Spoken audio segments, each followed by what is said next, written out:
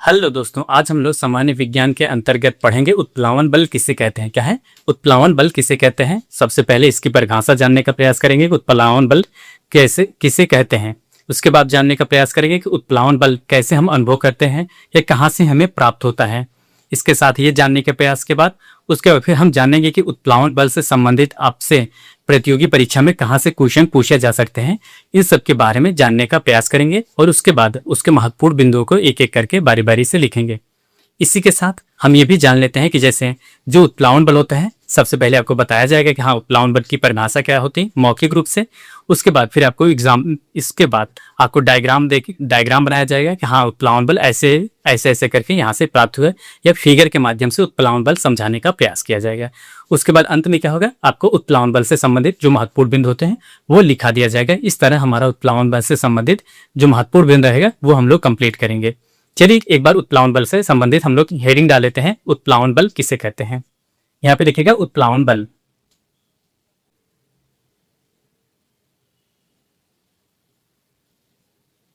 क्या है उत्प्लवन बल?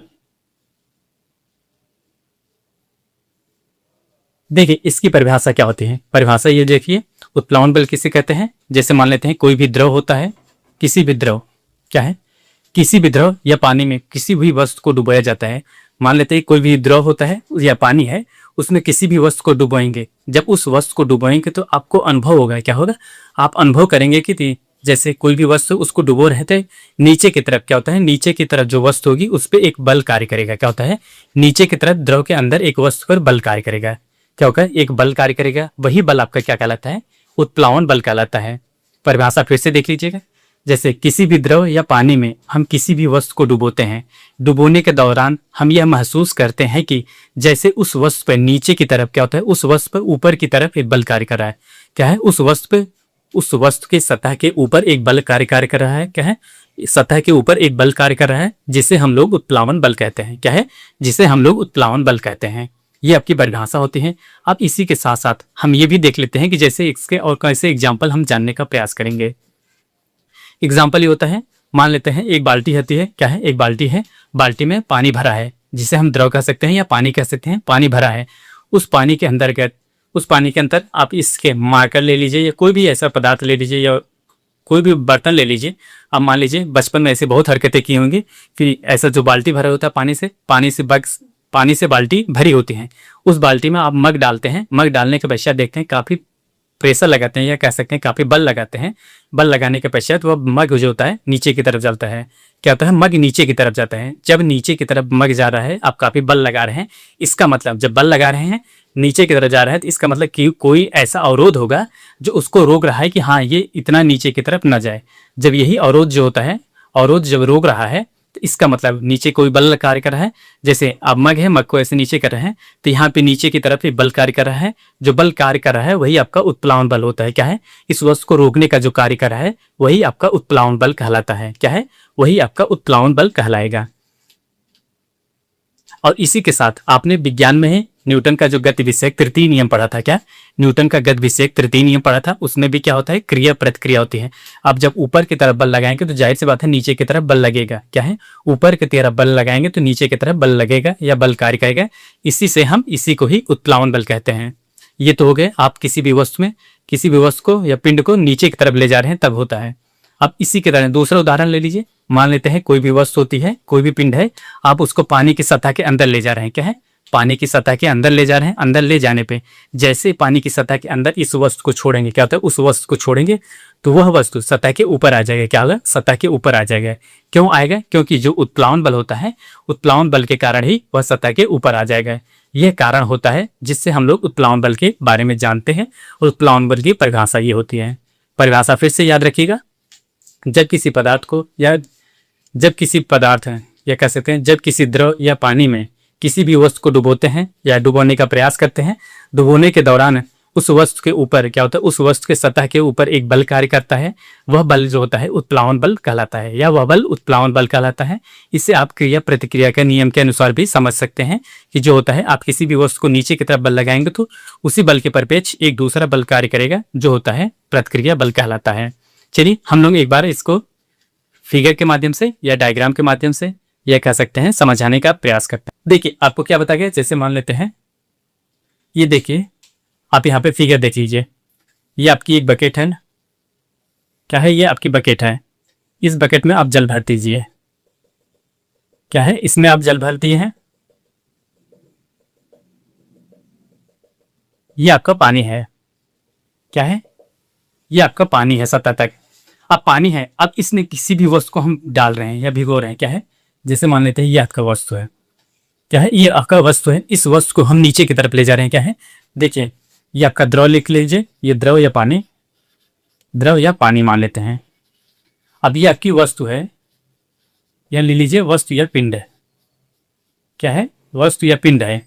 इस पिंड को हम नीचे की तरफ बल लगा रहे हैं, क्या होता है, इस पे यहाँ पे दिखेगा, यहाँ पे देखिए नीचे की तरफ फोर्स कर रहे हैं, यहाँ पे लिखिएगा फोर्स। जब नीचे की तरफ फोर्स लगा रहे हैं, ये क्या होता है, जब फोर्स लगा रहे हैं तो यहाँ सतह पे क्या होता है, सतह से एक बल कार्य कर रहा है। ये देखेंगे ये सतह के ऊपर जो पिंड होगा या द्रव होगा उसके ऊपर एक बल कार्य करेगा, क्या है, बल कार्य करेगा। यही बल क्या होता है, यही बल आपका होता है उत्प्लवन बल, क्या है, उत्प्लवन बल होता है, क्या होता है, यही बल आपका उत्प्लवन बल कहलाता है। इसमें क्या है, ये तो वस्तु है जो ऊपर की तरफ है, या बाल्टी ले लीजिएगा, आप बचपन में बहुत मार खाए होंगे, बाल्टी होगी, बाल्टी के अंदर पानी, जब पानी भर रहता है आप मग को ऐसे करते हैं, मग को जब ऐसे करते हैं फिर अचानक छोड़ते हैं तो उसमें से आवाज़ आती है, क्या होती है, आवाज़ आती है। जब वही प्रेशर नीचे से क्या होता है, जब बल लगाया जाता है नीचे से, जब बल लगाया जाता है जो आपका मग होता है ऊपर की तरफ आता है, जिससे आप वही उत्प्लावन बल कहलाता है। ये क्रिया प्रतिक्रिया के नियम के माध्यम से भी समझ सकते हैं, ये होता है। अब इसी को हम दूसरे फिगर के माध्यम से भी समझने का प्रयास करेंगे। क्या होता है, देखिए ये तो आपका पहला फिगर हो गया। पहले फिगर में क्या है, वस्तु को आप नीचे डुबो रहे हैं, और दूसरा फिगर हम बनाते हैं। देखिए दूसरे फिगर में ये है, मान लेते हैं ये पूरा जल भरा है, कोई भी द्रव भरा है, इसमें द्रव भरा है। अब क्या होता है, आप इसी यहाँ पे एक वस्तु को ला लेते हैं, क्या होता है, यहाँ पे एक वस्तु को ला लिए हैं, यहाँ पे नीचे वस्तु को, यहाँ पे इस वस्तु को पकड़ के लाए हैं, क्या होता है, इस वस्तु को पकड़ के लाए हैं, और जैसे ही इस वस्तु पे कह सकते हैं, इसको देखिए प्रेशर यहाँ पे लागे हैं, और यहाँ पे इसको मान लेते हैं किसी से बांधे रखे हैं, क्या है, बांध रखे हैं। जैसे ही इस वस्तु को, ये इस रस्सी को आप छोड़ेंगे, ये जो आपका पदार्थ होता है या कह सकते हैं जो पिंड होता है वो ऊपर की तरफ चला जाएगा। क्या होता है, ऊपर की तरफ चला जाएगा। क्यों जाएगा, क्योंकि यहाँ पे जो आपका उत्प्लवन बल है, ये उत्प्लवन बल काफी अधिक मात्रा में है, क्या है, काफी अधिक मात्रा में है, जिससे ये पिंड आपका ऊपर की तरफ गमन करेगा या ऊपर की तरफ चला जाएगा। ये आपका उत्प्लावन बल की परिभाषा हो गई, और ये फिगर के माध्यम से ये आपका समझाने का प्रयास भी किया गया है।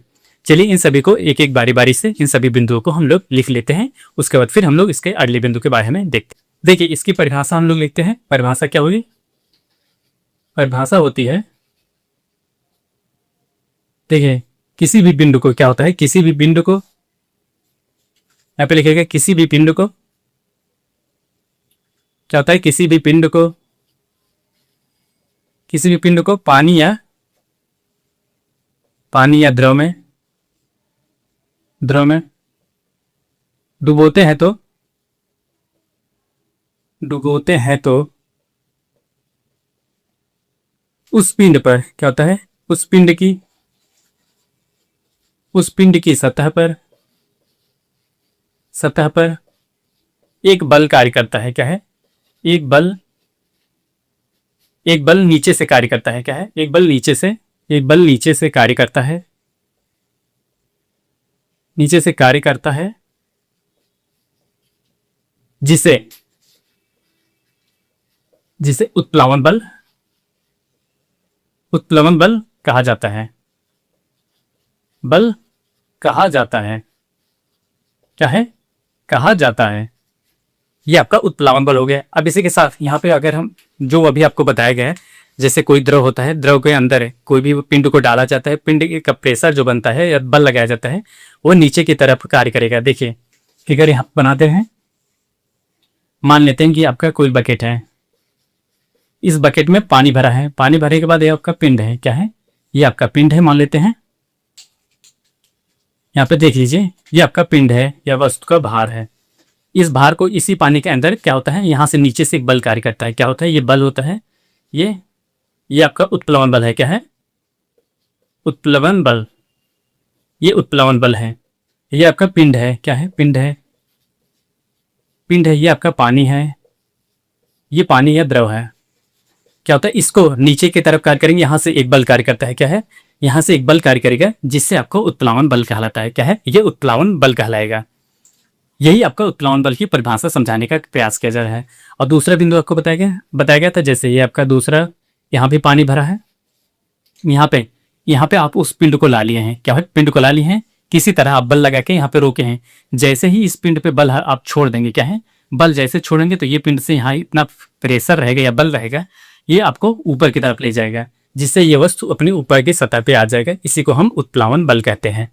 अब इसी के साथ साथ इसे एक महत्वपूर्ण बिंदु कह सकते हैं। कुछ महत्वपूर्ण बिंदु और लिख लेते हैं जो आपके प्रतियोगी परीक्षा में आने की संभावना रहती है। और इसी के साथ यहाँ पे लिखिएगा न्यूटन का तृतीय नियम। क्या है, न्यूटन के तृतीय नियम के बारे में भी यहाँ पे लिख लीजिएगा। लिखते हैं, यहाँ पे लिखिएगा, इस नियम में न्यूटन का गति विषयक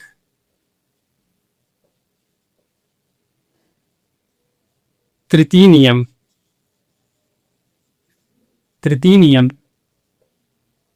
क्रिया प्रतिक्रिया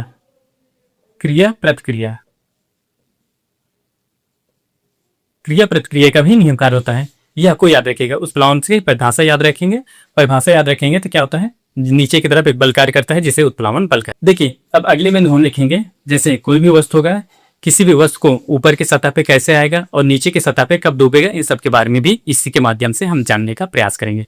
देखिए, जब कोई उत्प्लावन बल होता है, देखिए क्या होता है, जब किसी पिंड पर क्या होता है, जब किसी पिंड पर उत्प्लावन बल क्या होता है, जब किसी पिंड पर लगने वाला उत्प्लावन बल क्या होता है, जब किसी पिंड पर लगने वाला उत्प्लावन बल उसके भार के क्या होता है, उसके भार के भार से कम होगा। क्या होगा, उत्प्लावन बल उसके भार से कम होगा तो वस्तु क्या होगी, डूब जाएगी। वस्तु क्या होगी, वस्तु डूब जाएगी। यहाँ पे लिखेगा, ये महत्वपूर्ण बिंदु है, यहाँ से आपसे क्वेश्चन पूछे जाएंगे।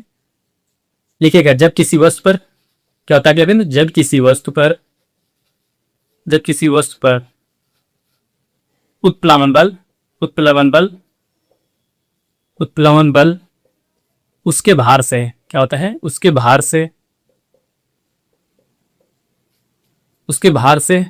कम क्या होता है, उसके भार से कम कार्य करे तो वस्तु तरल में या द्रव में डूब जाएगी।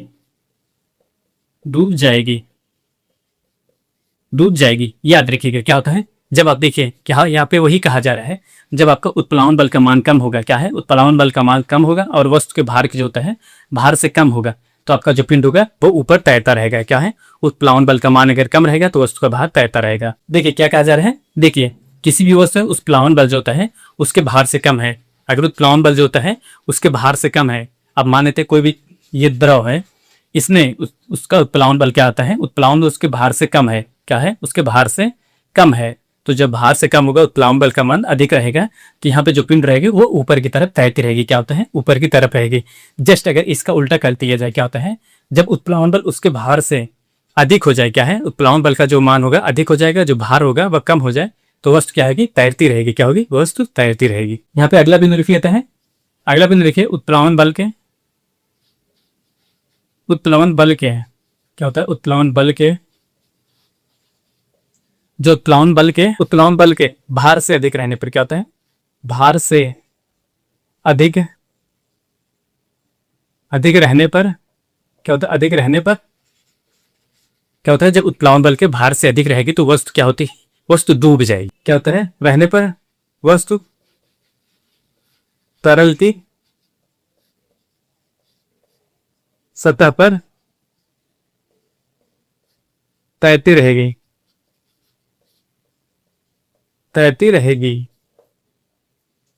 क्या होता है, वस्तु जो है सतह पे तैरती रहेगी। कब तैरती रहेगी, जब उत्प्लावन बल जो होता है भार से अधिक हो जाए। क्या होता है, उसके भार से अधिक हो जाएगा। जब उत्प्लावन बल का मान अधिक रहेगा तो वस्तु क्या आएगी, तैरती रहेगी। जब उत्प्लावन बल का मान कम रहेगा आपके भार से, तो वह वस्तु डूब जाएगी। याद रखिएगा, उत्प्लावन बल अधिक क्या होता है, उत्प्लावन बल अधिक वस्तु तैरती रहेगी, उत्प्लावन बल कम वस्तु डूब जाएगी। ये याद रखिएगा। देखिए आज के लिए बस इतना ही। ये हम लोग आज की क्लास में उत्प्लावन बल से संबंधित ये महत्वपूर्ण बिंदु थे जिनके बारे में आपको जानना बहुत जरूरी था, क्योंकि यहाँ से कई बार क्वेश्चन पूछे जा सकते हैं। जैसे पूछ रहे उत्प्लावन बल में भार अधिक होने पे तब कौन सी परिस्थिति होती है, जो वस्तु होगी या पिंड होगा डूब जाएगा या सतह पे रहेगा या उसी स्थान पे स्थित रहेगा, ऐसे करके क्वेश्चन पूछे जा सकते हैं। इन सब के बारे में हम लोग जान लिए हैं। अब कल की क्लास में जो अगले बिंदु होगा जिसके बारे में अगर उत्प्लावन बल की बात की गई है तो उत्प्लावन बल से ही संबंधित जो आर्किमिडीज सिद्धांत होता है, अगली क्लास में हम लोग आर्किमिडीज सिद्धांत के बारे में बात करेंगे। और इसी के साथ जब आर्किमिडीज सिद्धांत समाप्त हो जाएगा फिर हम लोग उत्प्लावन बल से संबंधित जो महत्वपूर्ण उदाहरण होते हैं जिससे आपकी परीक्षा में क्वेश्चन बनने की संभावना होती है, उन सभी बिंदुओं के बारे में हम लोग देखेंगे। आज के लिए बस इतना ही, मिलते हैं नेक्स्ट वीडियो में। तब तक के लिए धन्यवाद, बाय बाय। आप हमारे चैनल पर नए हो तो चैनल को लाइक करें, शेयर करें, सब्सक्राइब करें। मिलते हैं नेक्स्ट वीडियो में, धन्यवाद।